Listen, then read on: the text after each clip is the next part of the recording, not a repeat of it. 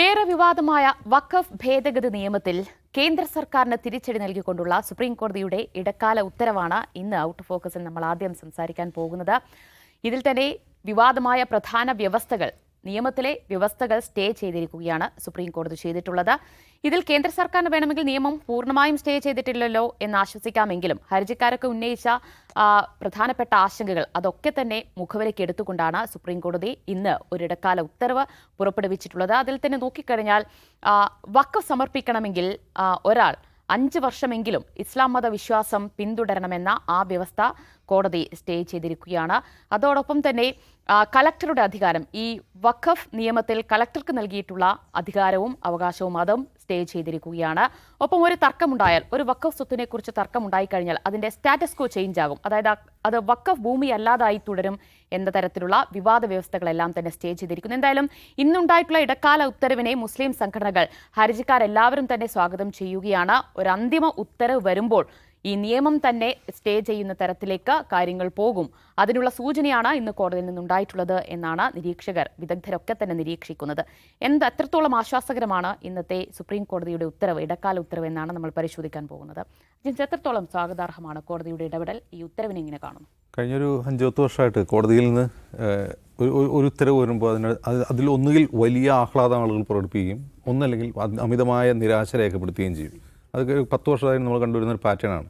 ഇതിപ്പോൾ നിന്നുണ്ടായിട്ടുള്ളൊരു സാധാരണ നടപടിക്രമമാണ്. കാരണം വഖഫ് അമെൻമെൻറ്റ് ബില്ല് അതൊരു പ്രാവശ്യം വായിച്ചു പോകുന്നവർക്കറിയാം ഇത് പല കുഴപ്പങ്ങളും ഉള്ളതാണ്. അതിൻ്റെ ഇൻറ്റൻഷൻ തന്നെ ശരിയല്ല എന്ന് സാധാരണ വായിച്ചു പോകുന്നവർക്ക് തന്നെ മനസ്സിലാവും. ഒരു സാധാരണക്കാരൻ ആ ബില്ലൊന്ന് വായിച്ചു നോക്കിയാൽ മനസ്സിലാവും. അപ്പോൾ അതിൽ ഏറ്റവും പ്രശ്നമുള്ള ചില പ്രൊവിഷൻസ്, 5 പ്രൊവിഷൻസ് സുപ്രീം കോടതി സ്റ്റേ ചെയ്തു. അന്തിമ വിധി മെയ് 22 വരും. അപ്പോൾ ഇപ്പോൾ സ്റ്റേ ചെയ്തുകൊണ്ട് നടത്തിയിട്ടുള്ള ഓർഡറിലുള്ള കാര്യങ്ങളൊക്കെ തന്നെയായിരിക്കും മിക്കവാറും അതിലുണ്ടാവുക. അതിൽ കൂടുതലൊന്നും നമുക്ക് പറയാൻ പറ്റില്ല ഇപ്പോൾ അതിലെന്താ ഉണ്ടാവുക എന്നുള്ളത്. ഇതിലിപ്പോൾ ഈ സ്റ്റേ ചെയ്യപ്പെട്ട 5 കാര്യങ്ങൾ നമ്മൾ എടുത്തു നോക്കിക്കഴിഞ്ഞാൽ അതിൽ ഏറ്റവും പ്രശ്നമുള്ളൊരു കാര്യം എന്ന് പറഞ്ഞാൽ ഇതായിരുന്നു. അതായത് ഒരു വഖഫ് ഭൂമി, അത് വഖഫ് ഭൂമി അല്ല എന്ന് പറഞ്ഞാൽ ആരെങ്കിലും ഒരു ഡിസ്പ്യൂട്ട് ക്ലെയിം ചെയ്യുകയാണ്.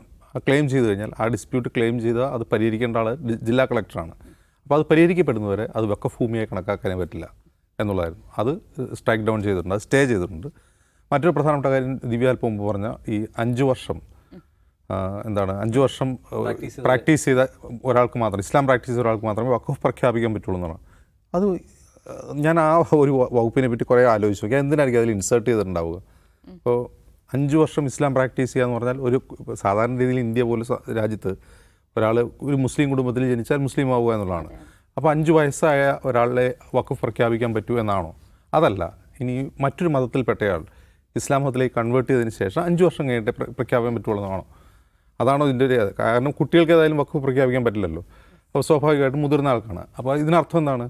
ഒരാളും മതം മാറി അയാളുടെ കൈവശമുള്ള സ്വത്ത് വഖഫാക്കാൻ പറ്റില്ല, വഖഫിന് ഡൊണേറ്റ് ചെയ്യാൻ പറ്റില്ല എന്നാണ്.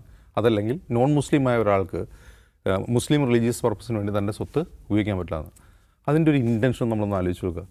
ഇപ്പോൾ നോൺ മുസ്ലിം ആയിട്ടുള്ള ഒരാൾക്ക് തോന്നുന്നതാണ് കുറച്ച് മുസ്ലിം അനാഥർക്ക് ഒരു അനാഥാലയം ഉണ്ടാക്കണം, അല്ലെങ്കിൽ കുറച്ച് എന്താണ് പറയുക, ഡിസ്പ്ലേസ്ഡ് ആയിട്ടുള്ള മുസ്ലിങ്ങൾക്ക് ഒരു ഷെൽട്ടർ ഉണ്ടാക്കി കൊടുക്കണം, വീടുണ്ടാക്കി കൊടുക്കണം, അല്ലെങ്കിൽ അവർക്ക് വേണ്ടി ഒരു ആശുപത്രി ഉണ്ടാക്കണം, അല്ലെങ്കിൽ ഒരു സ്കൂൾ ഉണ്ടാക്കണം എന്നൊരു നോൺ മുസ്ലിമായ ഒരാൾക്ക് തോന്നുകയാണെങ്കിൽ അത് ചെയ്യാൻ അനുവദിക്കില്ല എന്നുള്ളതാണ് അതിൽ ഏറ്റവും പ്രധാനപ്പെട്ട പോയിൻറ്റ്. അത് അങ്ങനെ ഒരു നോൺ മുസ്ലിമായ ഒരാൾ ആരും മതപരമായ ഒരു പർപ്പസിന് വേണ്ടി ഒരു പള്ളിയോ ആശുപത്രിയോ ഒരു ചാരിറ്റബിൾ ഓർഗനൈസേഷൻ ഉണ്ടാക്കരുത് എന്നാണ് അതിൽ ഇൻസേർട്ട് ചെയ്യുന്നതിൻ്റെ പച്ചമലയാളം. അപ്പോൾ മനുഷ്യത്വരഹിതം എന്ന് പറയാവുന്ന ഒരു നിയമനിർമ്മാണത്തെയാണ് കോടതി സ്റ്റേ ചെയ്തിട്ടുള്ളത്. ഇനി മറ്റൊരു പ്രധാനപ്പെട്ട കാര്യം, ഈ കളക്ടറുടെ അധികാരം. ഈ അമെൻമെൻറ്റ് ബില്ലിൽ ഒരു പ്രധാനപ്പെട്ട ഒരു കാര്യമായിരുന്നു അത്. വഖഫ് സ്വത്ത് അതിനെപ്പറ്റിയുള്ള ഡിസ്പ്യൂട്ട് കഴിഞ്ഞാൽ അത് തീരുമാനിക്കാനുള്ള അധികാരം കളക്ടർക്കാണ്. അത് ഭരണഘടനാ വിരുദ്ധമാണ് എന്ന് മാത്രമല്ല എക്സിക്യൂട്ടീവിന് ജുഡീഷ്യറിയുടെ മേലുള്ള ഓവർ റീച്ച് ആയിട്ടാണ് അതിനെ കാണുന്നത്. കാരണം ഒരു പൗരൻ്റെ അവകാശം തീരുമാനിക്കേണ്ടത് എക്സിക്യൂട്ടീവ് അല്ല, അത് കോടതിയാണ് എന്ന് ഈ വിധിയിൽ സുപ്രീം കോടതി കൃത്യമായിട്ട് ഓർമ്മിപ്പിക്കുന്നുണ്ട്. അപ്പോൾ പല മറ്റു ചില വിഷയങ്ങൾ കൂടിയുണ്ട്. ഇപ്പോൾ ഉദാഹരണത്തിന് വഖഫ് ബോർഡിൽ കുറഞ്ഞത് 4 പേരെങ്കിലും നോൺ മുസ്ലിം വേണം, വഖഫ് കൗൺസിലിൽ വേണം എന്നൊക്കെ വാദിക്കുന്ന ആ ഭാഗം, അതിന് ഒരു അപ്പർ ലിമിറ്റ് ഇല്ല. അതായിരുന്നു എൻ്റെ ഏറ്റവും വലിയ പ്രശ്നം. എത്ര വേണമെങ്കിലും ആവും, കുറഞ്ഞതേ അവർ സെറ്റ് ചെയ്തിട്ടുള്ളൂ. അപ്പോൾ നമ്മളൊന്ന് ആലോചിച്ചു അതിൻ്റെ ഒരു പ്രശ്നം എന്താണെന്ന് വെച്ചാൽ, ഇപ്പോൾ UP പോലുള്ള ഒരു സംസ്ഥാനത്ത് സർക്കാർ അത് നടപ്പാക്കുകയാണെങ്കിൽ വഖഫ് ബോർഡിൽ ഒരൊറ്റ മുസ്ലിം ഉണ്ടാവില്ല. അത് പ്രായോഗിക അനുഭവമാണ് നമ്മുടെ. കാരണം തെരഞ്ഞെടുപ്പിൽ സീറ്റ് കൊടുക്കാത്തൊരു പാർട്ടിയാണ് അവിടെ ഭരിക്കുന്നത് മുസ്ലിങ്ങൾക്ക്. അപ്പോൾ പിന്നെ വഖഫ് ബോർഡിൽ അത് വേണ്ടാന്ന് അവർ തീരുമാനിച്ചാൽ ഉണ്ടാവില്ല. അതുണ്ടാക്കുന്ന പ്രശ്നം എന്താണെന്ന് നമുക്ക് മനസ്സിലാവും. അത് കോടതി എന്താണ്, ഒരു കാരണവശാലും അത് ഒരു ഭരണകൂടം സ്വാർത്ഥ താല്പര്യ പ്രകാരം അങ്ങനെ ആളുകളെ തിരികെ കയറ്റിയാൽ വഖഫ് ബോർഡിൻ്റെ തീരുമാനങ്ങളെ സ്വാധീനിക്കാൻ കഴിയാത്ത വിധം, അതായത് വഖഫ് ബോർഡിൽ 22 പേരിൽ 4 പേരും, വഖഫ് കൗൺസിലിൽ 11 പേരിൽ 3 പേരുമേ പാടുള്ളൂ എന്ന് പറഞ്ഞു. അപ്പോൾ ഒരു കോറം വെച്ച് കഴിഞ്ഞാൽ അതിലൊരു ഡിസിഷൻ മേക്കിങ്ങിൽ വോട്ടിംഗ് നോക്കിക്കഴിഞ്ഞാൽ അവർക്ക് ആ 3-4 നോൺ മുസ്ലിംസിന് ആ തീരുമാനത്തെ സ്വാധീനിക്കാൻ കഴിയില്ല എന്നുള്ളത്. അപ്പോൾ പക്ഷെ അതിൽ വേറൊരു പ്രശ്നമുണ്ട്. അപ്പം മറ്റ് മതപരമായ ബോർഡുകളിലും ട്രസ്റ്റുകളിലുമൊക്കെ ഈ പരിപാടി കൊണ്ടുവരുമോ? ഇപ്പോൾ ഉദാഹരണത്തിന് ദേവസ്വം ബോർഡിൽ ക്രിസ്ത്യാനികളെയും മുസ്ലിങ്ങളെയും മെമ്പർമാരാക്കണം എന്നൊരു നിയമം ഒരാൾ കൊണ്ടുവന്നാൽ അത് നടപ്പാവോ ഇന്ത്യയിൽ എന്ന് ചോദിച്ചാൽ ഇല്ല, ഉണ്ടാവില്ല. അപ്പോൾ ആ സ്റ്റേ ചെയ്ത തീരുമാനം അതിന് നമുക്ക് ഫൈനൽ വേർഡിക്റ്റ് വരുമ്പോൾ എന്താണെന്ന് അറിയില്ല. സ്റ്റേ ചെയ്തിട്ടുണ്ട് എന്തായാലും. കാരണം ഇതിനിടയിൽ ഈ ഫൈനൽ വിധി വരുന്നവരെയുള്ള സമയത്തിനിടയിൽ ഒരു തരത്തിലുള്ള കാര്യങ്ങൾ നടക്കില്ല. അത് നേരത്തെ തന്നെ ചൂണ്ടിക്കാട്ടിയിരുന്നു. വഖഫ് ബോർഡുകളിലോ അതുപോലെ വഖഫ് സ്വത്തുകളിലോ ഒരു മാറ്റവും പാടില്ല എന്ന്, അങ്ങനെ ചെയ്യില്ല എന്ന് കേന്ദ്ര സർക്കാർ സത്യവാങ്മൂലം നൽകിയിരുന്നു. എന്തായാലും ഈ 5 വ്യവസ്ഥകൾ സ്റ്റേ ചെയ്തതോടെ ഒരുവിധം മുസ്ലിം സംഘടനകൾ ഉന്നയിച്ച ആശങ്കകൾ പരിഹരിക്കപ്പെട്ടിട്ടുണ്ട്. പക്ഷേ മുസ്ലിം സംഘടനകൾ ഉന്നയിച്ച, ഹർജിക്കാരുന്നയിച്ച ഒരു കാര്യം മാത്രമാണ് സുപ്രീം കോടതി സ്റ്റേ ആയിരുന്നുള്ളത്. അത് വഖഫ് ബൈ യൂസർ, അതായത് വഖഫ് സ്വത്തായി പ്രഖ്യാപിക്കാതിരിക്കുകയും പക്ഷേ വിശ്വാസികളോ അല്ലെങ്കിൽ പൊതുസമൂഹമോ അതൊരു വഖഫ് സ്വത്തായി യൂസ് ചെയ്യപ്പെടുകയും ചെയ്യുന്ന ചില പ്രോപ്പർട്ടികളുണ്ട്. ഇപ്പോൾ ഉദാഹരണം പറഞ്ഞാൽ ഒരു ഖബർസ്ഥാൻ, മുസ്ലിം മൃതദേഹങ്ങൾ ഖബറടക്കുന്ന ഖബർസ്ഥാൻ, അതിൻ്റെ ഒരു ചരിത്രമൊക്കെ നോക്കിക്കഴിഞ്ഞാൽ ഇപ്പോൾ സ്വാതന്ത്ര്യത്തിന് മുമ്പോ അല്ലെങ്കിൽ മുഗളന്മാരുടെ കാലത്തോ അല്ലെങ്കിൽ രാജഭരണകാലത്തൊക്കെ തുടങ്ങിയ ശ്മശാനങ്ങളായിരിക്കും. ആ ശ്മശാനം നാട്ടുകാർ ഉപയോഗിച്ച് പോരുന്നു. പക്ഷെ അത് എന്ത് ചെയ്തിട്ടുണ്ടാവില്ല, രജിസ്റ്റർ ചെയ്തിട്ടുണ്ടാവില്ല. അപ്പോൾ ഭരണകൂടം പറയുകയാണ് ഇത് വഖഫ് സ്വത്തല്ല, വഖഫ് രജിസ്റ്ററിൽ ഇതിലില്ല എന്ന് പറയുകയാണെങ്കിൽ ഭരണകൂടത്തിന് അത് എടുക്കാം. പക്ഷേ അതിൻ്റെ ഒരു ആശങ്ക എന്താണെന്ന് പറഞ്ഞാൽ ഇപ്പോൾ പ്രധാനപ്പെട്ട മോന്യുമെൻറ്റ്സ്, ഇപ്പോൾ ജമാ മസ്ജിദ്, കുത്തബ് മീനാർ, അങ്ങനെയുള്ളതൊക്കെ ഏതോ കാലത്ത് മുഗളന്മാരുടെ കാലത്തൊക്കെ ഉണ്ടാക്കിയതാണ്. അത് വഖഫ് സ്വത്തായിട്ട് യൂസ് ചെയ്ത് പോരുന്ന കാര്യമാണ്. ഇപ്പോൾ പള്ളികൾ, ദർഗകൾ, ഖബർസ്ഥാനുകൾ രജിസ്റ്റർ ചെയ്തിട്ടുണ്ടാവില്ല, ചിലപ്പോൾ രജിസ്റ്റർ ചെയ്തിട്ടുണ്ടാവില്ല. പൗരാണികമായ കെട്ടിടങ്ങളൊക്കെ ആയിരിക്കും, അത് ചിലപ്പോൾ വഖഫായിട്ട് രജിസ്റ്റർ ചെയ്തിട്ടുണ്ടാവില്ല. ആൾ ഉപയോഗിച്ച് വരുന്നു. പക്ഷേ അതൊക്കെ എന്ത് ചെയ്യുന്നുണ്ട്, അതൊക്കെ വഖഫ് സ്വത്തായിട്ട് രജിസ്റ്റർ ചെയ്യപ്പെട്ടിട്ടുണ്ട്. ഇപ്പോൾ ഞാൻ പറഞ്ഞിട്ടുള്ള ജമാ മസ്ജിദ്, കുത്തബ് മീനാറൊക്കെ വഖഫ് സ്വത്തായിട്ട് രജിസ്റ്റർ ചെയ്യപ്പെട്ടിട്ടുണ്ട്. ഇങ്ങനെ ചെയ്യാത്ത ചില സ്ഥലങ്ങളുണ്ട്. അത് നമുക്കിവിടെ നിന്ന് നമുക്ക് മനസ്സിലാവില്ല. UP, ബീഹാർ, മധ്യപ്രദേശ്, മഹാരാഷ്ട്ര പോലുള്ള സംസ്ഥാനങ്ങളിൽ ഗ്രാമപ്രദേശങ്ങളിലെ ഒരു പള്ളി ചിലപ്പോൾ അത് രാജാക്കന്മാരൊക്കെ പണി കഴിപ്പിച്ചായിരിക്കും, ആൾ ഉപയോഗിച്ച് പോരുന്നുണ്ടാവും. അതിന് ഡീഡ്സ് ഒന്നും ഉണ്ടാവണമെന്നില്ല, അത് രജിസ്റ്റർ ചെയ്യപ്പെടണമെന്നുണ്ടാവണമെന്നില്ല. പക്ഷേ അതിലൊക്കെ ഈ ഭരണകൂടത്തിന് ക്ലെയിം ചെയ്യാൻ പറ്റും. സർക്കാർ ഭൂമിയാണെന്ന് പറഞ്ഞിട്ട് ഏറ്റെടുത്ത് കഴിഞ്ഞാൽ ഒന്നും ചെയ്യാനില്ല. അത് ബാധിക്കുന്നത് ഇങ്ങനെയാണ്. ചെറിയ ചെറിയ ദർഗകൾ, ചെറിയ പള്ളികൾ, ചെറിയ ഖബർസ്ഥാനുകൾ, ഗ്രാമപ്രദേശങ്ങളിലുള്ള ആരാധനാലയങ്ങൾ, രജിസ്റ്റർ ചെയ്യപ്പെടാത്ത ഏതെങ്കിലും പ്രോപ്പർട്ടി ഉണ്ടെങ്കിൽ അവയാണ് ബാധിക്കാൻ പോവുക. പക്ഷേ ഈ BJP സർക്കാർ ഈ മുസ്ലിങ്ങൾക്ക് ചെയ്തിട്ടൊരു ഒരു ബെനിഫിറ്റ് എന്താണെന്ന് വെച്ചാൽ ഇത്തരം നിയമനിർമ്മാണങ്ങളിലൂടെ ഈ മുസ്ലിങ്ങൾ വളരെ പെട്ടെന്ന് ജാഗരൂകരാവുകയും ഇത്തരം കടലാസുകളൊക്കെ പെട്ടെന്ന് ഉണ്ടാക്കുകയും ചെയ്യും. ഇപ്പോൾ CAA വന്ന സമയത്ത് ഈ നോർത്ത് ഇന്ത്യൻ മാധ്യമങ്ങളിലൂടെ പ്രത്യേക റിപ്പോർട്ടാണ്, മുസ്ലിങ്ങൾ കൂട്ടമായി പോയി അവരുടെ ആധാറും വോട്ടർ കാർഡൊക്കെ പെട്ടെന്ന് റെഡിയാക്കി വയ്ക്കും. കാരണം വെച്ചാൽ അല്ലെങ്കിൽ പൗരത്വം പോകും. അപ്പോൾ ഇത്തരം നിയമനിർമ്മാണം വരുമ്പോൾ എന്ത് ചെയ്യും, ഇത്തരം ചെറിയ ദർഗകളും ചെറിയ ഖബർസ്ഥാനുകളൊക്കെ അവരെന്ത് ചെയ്യും, വളരെ പെട്ടെന്ന് വഖഫായിട്ട് പ്രഖ്യാപിച്ച് അത് കടലാസൊക്കെ റെഡിയാക്കി വയ്ക്കാനുള്ള ശ്രമം ഉണ്ടാവുമെന്ന് കരുതാം. എന്തായാലും ഒരു ന്യൂനപക്ഷാവകാശത്തിന് മേലുള്ള നഗ്നമായ കടന്നുകയറ്റം പോലെ നടന്ന ഒരു ലെജിസ്ലേഷൻ, അതിൻ്റെ ഭരണഘടനാ വിരുദ്ധതയെ സുപ്രീം കോടതി ചൂണ്ടിക്കാട്ടുകയും ഭരണകൂടത്തിൻ്റെ ആ ഒരു ഓവർ റീച്ചിന് തടയിടുകയും ചെയ്തു എന്ന് നമുക്ക് ആശ്വസിക്കാം. അത് എത്രത്തോളം പ്രതീക്ഷ നൽകുന്നതാണ് കോടതിയുടെ ഈ ഇടക്കാല ഉത്തരവ്? അല്ല, കോടതിയുടെ ഈ ഇടക്കാല ഉത്തരവ് ഈ നിയമം ഉണ്ടാക്കിയവരുടെ ഉദ്ദേശ ലക്ഷ്യങ്ങളെ മുഴുവൻ തടസ്സപ്പെടുത്തുന്നതാണ് എന്ന് ഞാൻ നിഷ്കളങ്കമായി വിചാരിക്കുന്നതേയില്ല. ഇപ്പോൾ ഈ കോടതി വിധി വരുമ്പോൾ അതിലെ പ്രധാനപ്പെട്ട വ്യവസ്ഥകളിൽ പലതും കോടതി നിയന്ത്രിക്കുമ്പോൾ പല ആളുകളും സന്തോഷം രേഖപ്പെടുത്തുന്നതിൽ സ്റ്റേക്ക് ഹോൾഡേഴ്സ് ആയിട്ടുള്ള പല ആളുകൾ, ഇതിൻ്റെ പ്രയർ മുന്നോട്ട് വെച്ച മുസ്ലിം സംഘടനാ കക്ഷികൾ, അവരൊക്കെ ഇത് ആശ്വാസകരമാണ്, സ്വാഗതം ചെയ്യാവുന്ന വിധിയാണ്, സന്തോഷകരമാണെന്നൊക്കെ പറയുന്നു. അതെന്തുകൊണ്ടാണെന്നറിയോ ദിവ്യ? സമീപകാലത്ത് ഇത്തരം ഈ പറയുന്ന അതിജീവന പ്രതിസന്ധികളുമായി ബന്ധപ്പെട്ട പ്രശ്നങ്ങളിൽ അനുകൂല വിധികൾ കിട്ടിയ ചരിത്രം അവരുടെ ഓർമ്മയിലില്ല. അങ്ങനെ ഇരിക്കെ പെട്ടെന്ന് വഖഫ് നിയമത്തിനകത്ത് ചില വ്യവസ്ഥകൾക്കകത്ത് ഇടപെടാമെന്ന് കോടതി തീരുമാനിക്കുമ്പോൾ ഇവർക്ക് വലിയ ആശ്വാസം തോന്നുകയാണ്.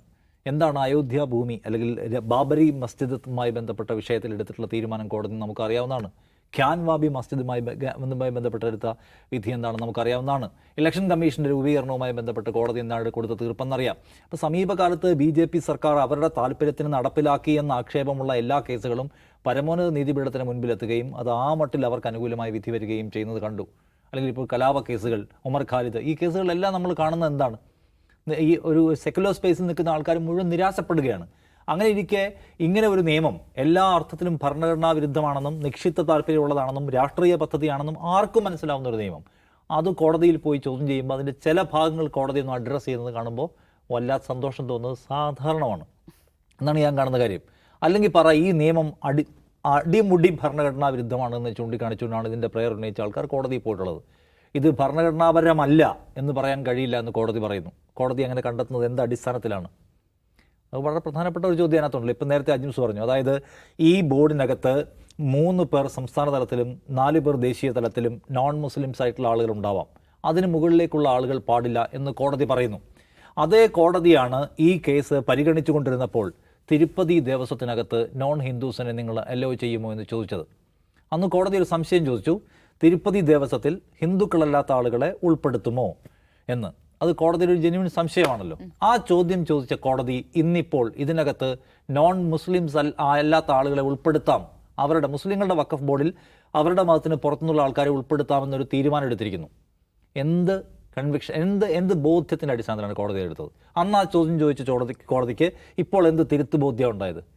എല്ലായിടത്തും ഉൾപ്പെടുത്തുന്നുണ്ട് എന്ന് മനസ്സിലാക്കിയിട്ടാണോ? വേറെ ഒരിടത്തും ഉൾപ്പെടുത്തുന്നില്ലല്ലോ.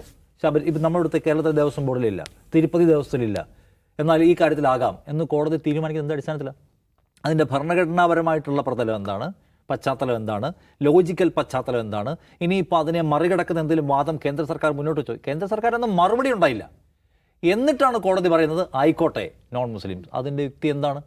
പിന്നെ ഈ പറയുന്ന പോലെ രാജ്യത്തെ നല്ല ശതമാനം വരുന്ന വഖഫ് ഭൂമികളിലെ സ്വത്തുക്കൾ പലതും, അല്ലെങ്കിൽ സ്ഥാപനങ്ങൾ, പള്ളികൾ, ദർഗകൾ, ശ്മശാനങ്ങൾ രേഖയില്ലാത്തതാണ്. ഇപ്പോൾ ജമാ മസ്ജിദിൻ്റെ കാര്യം അടുത്ത് രേഖയില്ലാത്തതാണ്. അത് കോടതിക്ക് അറിയാമല്ലോ. അപ്പോൾ വഖഫ് ബൈ യൂസർ പറ്റില്ല എന്ന് കേന്ദ്ര സർക്കാർ പറയുമ്പോൾ ശരി പറ്റില്ല എന്ന് കോടതി പറയുന്നതിൻ്റെ യുക്തി എന്താണ്? അപ്പോൾ ഈ അടിസ്ഥാന പ്രശ്നങ്ങളിൽ കോടതി ഇപ്പോഴും ടച്ച് ചെയ്തിട്ടില്ല. കേന്ദ്ര സർക്കാരിന് പൂർണ്ണമായ തിരിച്ചടി എന്ന് പറയാൻ കഴിയില്ല. ചില കാര്യങ്ങൾ ഇപ്പോൾ പറയുന്ന പലത് കോടതി സ്റ്റേ ചെയ്തിരിക്കുന്നു. അന്തിമ വിധി വരുമ്പോൾ എന്താവും? ഞാൻ നേരത്തെ പറഞ്ഞില്ലേ, ബാബരി മസ്ജിദുമായി ബന്ധപ്പെട്ട വിധി പറഞ്ഞുകൊണ്ടിരിക്കെ കോടതിയിൽ നിന്ന് വരാൻ പോകുന്നത് എന്താണോ എന്ന് നമ്മൾ പ്രതീക്ഷിച്ചോ നേരെ തകിടം മറിഞ്ഞാണ് സംഭവിച്ചത്. കാരണം എന്താണ്? ഇതിന് താഴെ ഒരു നോൺ മുസ്ലിം സ്ട്രക്ചർ ഉണ്ടായിരുന്നതിൻ്റെ ഒരു തെളിവും ഉണ്ടായിരുന്നില്ല എന്ന് പറഞ്ഞിട്ടാണ് ഭൂമി അവർക്ക് കൊടുത്തേക്കൂ എന്ന് കോടതി പറയുന്നത്. ഇതിനകത്ത് തിരുപ്പതി ദേവസ്വത്തിൽ മുസ്ലിങ്ങളെ നിങ്ങൾ കയറ്റുമോ എന്ന് ചോദ്യം ചോദിച്ചിട്ടാണ് അതിന് ഉത്തരവൊന്നും കിട്ടിയില്ല. എന്നിട്ട് പറയാണ് മുസ്ലിങ്ങളുടെ ബോർഡിനകത്ത് നോൺ മുസ്ലിംസിനെ ചേർത്തോളൂ എന്ന് പറയുന്നത്. അപ്പോൾ കോടതി ഇപ്പോൾ ഇടക്കാല ഉത്തരവിൽ പറയുന്ന കാര്യങ്ങൾ, അല്ലെങ്കിൽ ട്രയലിൻ്റെ സമയത്ത് കോടതി നടത്തുന്ന വളരെ ഓഫാൻ പരാമർശങ്ങൾ, ഇവയെല്ലാം വിധിയായി മാറുമെന്നോ അന്തിമ വിധിയായിരിക്കുമെന്നോ കരുതാൻ നിവൃത്തിയില്ല. ഇപ്പോൾ ഈ കാണുന്നതിൽ പോലും നിങ്ങൾ എന്നെ ഒരു ബസ് ഇടിക്കാൻ വരുന്നു എന്ന് പറയുമ്പോൾ കോടതി ഇടപെട്ടിട്ട് ബസ് ഇടിക്കരുത്, ജീപ്പ് ഇടിച്ചോട്ടെ എന്ന് പറയുന്ന പോലെ ഉള്ളത്. നിങ്ങളുടെ കയ്യിൽ നിന്ന് ഞാൻ 100 രൂപ കട്ടെടുത്തു ദിവ്യ, കോടതി ഇടപെട്ടു, 500 തിരിച്ചു കൊടുത്തേക്കും, ബാക്കി 500. അങ്ങനെയല്ല ഒരു പ്രശ്നത്തിൽ പരിഹാരം. ഭരണഘടനാ വിരുദ്ധമായ സംഗതികൾ ഇതിനകത്തുണ്ട്. നോക്കൂ, ഈ നിയമം ഇനീഷ്യേറ്റ് ചെയ്യുമ്പോൾ കേന്ദ്ര സർക്കാർ പറഞ്ഞ എന്താണ്? ഇത് മുസ്ലിം സമുദായത്തിൽ നിന്ന് ഉയർന്നു വന്നിട്ടുള്ള വലിയ ആവശ്യത്തിൻ്റെ ഭാഗമായിട്ട് ഞങ്ങളത് പരിഗണിക്കാൻ ശ്രമിക്കുകയാണ്. മോദി പറഞ്ഞത് മുസ്ലിം സമുദായത്തിലെ വിധവകൾക്ക് ആശ്വാസം എന്നാണ്. ഈ നിയമവും വിധവകളും തമ്മിൽ എന്താ ബന്ധം? അപ്പോൾ ഇത് മുസ്ലിം സമുദായത്തിനകത്ത് നിന്ന് ഉയർന്നു വന്നിരിക്കുന്ന ഭയങ്കരമായ ആവശ്യത്തെ മുൻനിർത്തിയാണെന്നാണ്. അങ്ങനെ ഒരു ആവശ്യവും ഒരു മുസ്ലിം സംഘടനയും ഉന്നയിച്ചിട്ടില്ല വഖഫുമായി ബന്ധപ്പെട്ട പ്രശ്നത്തെക്കുറിച്ച്. മുസ്ലിം സംഘടനയുടെ പ്രശ്നം എന്താ അറിയുമോ? വഖഫിൻ്റെ ഭൂമി വലിയ തോതിൽ വേറെ ആളുകൾ കയ്യേറുന്നു എന്ന പ്രശ്നമാണ്. അതൊരു വലിയ പ്രശ്നമാണ് ഇന്ത്യയിൽ. ആ പ്രശ്നമേ മുസ്ലിം കക്ഷികൾ ഉന്നയിച്ചിട്ടുള്ളൂ, മറ്റൊരു പ്രശ്നമില്ല. ആ പ്രശ്നത്തെ വഴിതിരിച്ച് സർക്കാർ പുതിയൊരു നിയമം ഉണ്ടാക്കണം, മുസ്ലിങ്ങൾ ആവശ്യപ്പെട്ടു എന്ന വ്യാജം പറഞ്ഞ് ആവശ്യപ്പെട്ടതാരെന്നറിയോ? സംഘപരിവാർ സംഘടനകൾ കാലങ്ങളായി ആവശ്യപ്പെടുന്നു. വലിയ തോതിൽ പൊതുഭൂമി വഖഫിൻ്റെ പേര് പറഞ്ഞ ആളുകൾ കയ്യേറുന്നുണ്ട്. സംഘപരിവാറിനൊരു പ്രൊപ്പഗൻഡയായിരുന്നു വർഷങ്ങളായി. അപ്പോൾ ഇപ്പോൾ മോദി സർക്കാർ അധികാരത്തിൽ വന്നതിന് ശേഷം സംഘപരിവാറിൻ്റെ പ്രൊപ്പഗൻഡകളെല്ലാം, അല്ലെങ്കിൽ അവരുടെ പ്രഖ്യാപിത ലക്ഷ്യങ്ങൾ, ആർട്ടിക്കിൾ 370 പോലെയുള്ള, അല്ലെങ്കിൽ ഈ പറഞ്ഞ വഖഫ് പോലെയുള്ള പുതിയ ക്ഷേത്രാവകാശവാദങ്ങൾ പോലെയുള്ള സംഗതികളിൽ അവർ യാഥാർത്ഥ്യമാക്കാണ് 100-ാം വർഷത്തിലേക്ക് പോകുമ്പോൾ. അതിൻ്റെ ഭാഗമായിട്ട് അവർ ഒരു നിയമം ഉണ്ടാക്കിയിരിക്കുകയാണ്. നിയമം ഇത് രാഷ്ട്രീയ ലക്ഷ്യമല്ലാതെ മറ്റൊന്നുമില്ല. നമുക്ക് സിമ്പിളാണ്. ഈ ഒരു മുസ്ലിം സമുദായത്തിൻ്റെ സ്വത്തിനെക്കുറിച്ച് മാത്രമേ കൺസേൺ ഉള്ളൂ ഇവിടുത്തെ ഭരണകൂടത്തിന്. ഹിന്ദു സമുദായത്തിൻ്റെ കയ്യിൽ ട്രസ്റ്റുകൾക്കും ക്ഷേത്രങ്ങൾക്കും എല്ലാം എന്തുമാത്രം സ്വത്തുണ്ട്, ക്രിസ്ത്യൻ സമുദായത്തിൻ്റെ കയ്യിൽ എന്തുമാത്രം സ്വത്തുണ്ട്, അതിനെല്ലാം റെഗുലേറ്റ് ചെയ്യണമെന്ന്, അതിനകത്തെല്ലാം സർക്കാർ തീർപ്പ് കൽപ്പിക്കുന്ന അതോറിറ്റി ആവണം. തർക്കം ഉണ്ടായാലുടൻ കളക്ടർ തീരുമാനിക്കും. ഇവിടെ മാത്രം കളക്ടർ ഒരു തീരുമാനം എടുത്തു കഴിഞ്ഞാൽ, കളക്ടർ ഇടപെട്ട് കഴിഞ്ഞ് കളക്ടർ അതിനകത്ത് സ്റ്റെപ്പ് ഇൻ ചെയ്ത് കഴിഞ്ഞാൽ പിന്നെ തീരുമാനമാകുന്നവരെ ഇത് ആരുടെയും ഭൂമിയല്ല എന്നൊക്കെയാണ് സർക്കാർ എഴുതി വെച്ചിരിക്കുന്നത്. ഇത് നിങ്ങൾ എന്തിനാണ് ഉണ്ടാക്കിയത്? ഇത് രാജ്യത്തെ മുഴുവൻ മതങ്ങളുടെയും സ്വത്തുമായി ബന്ധപ്പെട്ട് നിങ്ങൾ റെഗുലേറ്റ് ചെയ്യാൻ പ്ലാൻ ഉണ്ടെങ്കിൽ ബാക്കിയുള്ളവരുടെ പേപ്പർ എവിടെ? ഈ ചോദ്യമല്ലേ കോടതി ചോദിക്കുന്നത്? ഈ ചോദ്യങ്ങൾ കോടതിയിൽ നിന്നുണ്ടായിട്ടില്ല. അപ്പം മൗലികമായ ചോദ്യങ്ങൾ ഉണ്ടായിട്ടില്ല എന്ന പ്രശ്നം ഇതിനകത്തുണ്ട്. സീരിയസ് ആയിട്ടുള്ള പ്രശ്നങ്ങൾ കോടതി ഇപ്പോഴും നിലനിർത്തിയിരിക്കുന്നു എന്ന പ്രശ്നം അതിനകത്തുണ്ട്. കോടതിക്ക് തന്നെയും ബോധ്യപ്പെടുത്തൊരു കാര്യമുണ്ട്, ഇത് ഭരണഘടനാ വിരുദ്ധമാണ്. പക്ഷേ കോടതി അതിനകത്ത് ഇടപെടാതിരിക്കാൻ കോടതിക്ക് പറ്റില്ല ദിവ്യ. അതുകൊണ്ടാണ് കോടതിക്ക് ഇത്ര ഇടപെടേണ്ടി വരുന്നത്. അത്രയും കുഴപ്പം അതിനകത്തുണ്ട്. When the root to the fruit എന്ന് പറയില്ലേ, മൊത്തം കുഴപ്പമാണിത്. ഇത് രാഷ്ട്രീയ ഉദ്ദേശത്തോടെ ഉണ്ടാക്കിയിരിക്കുന്ന ഒന്നാണ്. ഇതിന് ഭരണഘടനാപരമായി വിശ്വാസം കൊണ്ടു നടക്കാനുള്ള, ആചരിക്കാനുള്ള, അല്ലെങ്കിൽ വിശ്വാസത്തിൻ്റെ ഭാഗമായി സ്വത്ത് കൈവശം വയ്ക്കാനുള്ള അടിസ്ഥാന ഭരണഘടനാ അവകാശങ്ങളെ മൊത്തം അതിലംഘിക്കുന്ന ഒരു നിയമമാണ്. ആ നിയമത്തെ പൂർണ്ണമായും സ്റ്റേ ചെയ്യാൻ കോടതിക്ക് ബാധ്യത ഉണ്ടായിരുന്നതാണ് ഒരു സാധാരണ പൗരനായ ഞാൻ വിചാരിക്കുന്നത്. അത് കോടതി ചെയ്തിട്ടില്ല. അതുകൊണ്ട് നീതി നടപ്പിലായി എന്നും സമ്പൂർണ്ണമായും സ്വാഗതം ചെയ്യാൻ കഴിയുന്ന ഒരു വിധിയെന്ന് ഞാൻ ഇതിനെ കാണുന്നതേയില്ല. ഈ പറയുന്ന നിസ്സഹായരായ മനുഷ്യർ, അവർക്ക് നീതിയുടെ ഒരു കിരണം എന്നൊക്കെ വേണമെങ്കിൽ പറയാം, അത് കിട്ടിയപ്പോൾ എല്ലോ സാധ്യമായി എന്ന നിലയ്ക്ക് ആഹ്ലാദിക്കുന്നതായിട്ടാണ് എനിക്ക് തോന്നിയിട്ടുള്ളത്. ഇങ്ങനെയൊന്നുമല്ല ഈ പ്രശ്നത്തെ അഡ്രസ്സ് ചെയ്യേണ്ടത്. ഇത് ഒരു വളരെ ഫോഴ്സ് ചെയ്ത് മോദി ഭരണം ഉണ്ടാക്കിയിട്ടുള്ള ഒരു നിയമമാണ്. അത് വഖഫ് സ്വത്ത് കയ്യേറുക എന്ന ദുരുദ്ദേശം അതിൻ്റെ പിന്നിലുണ്ട്, സ്വാഭാവികമായും സംശയിക്കപ്പെടുന്നു. അപ്പോൾ അടിസ്ഥാനം അതിൻ്റെ ആത്യന്തിക നീതിയിലേക്ക് അത് എത്തിയിട്ടേയില്ല എന്ന നിരാശാവാചകമാണ് ഞാൻ പങ്കുവയ്ക്കുക. യെസ്, എന്തായാലും ഈ നിയമം തന്നെ പൂർണ്ണമായും ഭരണഘടനാ വിരുദ്ധമാണ് എന്നാണ് പ്രധാന വാദം. പക്ഷേ ഈ നിയമം അങ്ങ് പൂർണ്ണമായും സ്റ്റേ ചെയ്യാനൊന്നും സുപ്രീം കോടതി തയ്യാറായിട്ടില്ല. ഈ ഇടക്കാല ഉത്തരവിലൂടെ ചില വിവാദ വ്യവസ്ഥകൾ മാത്രമാണ് സ്റ്റേ ചെയ്തിട്ടുള്ളത്. ഇനി നമുക്ക് കാത്തിരിക്കാം അന്തിമ ഉത്തരവ്, അന്തിമ തീരുമാനം വരുന്നത് വരെ എന്താകും സംഭവിക്കുക എന്ന് നോക്കാം.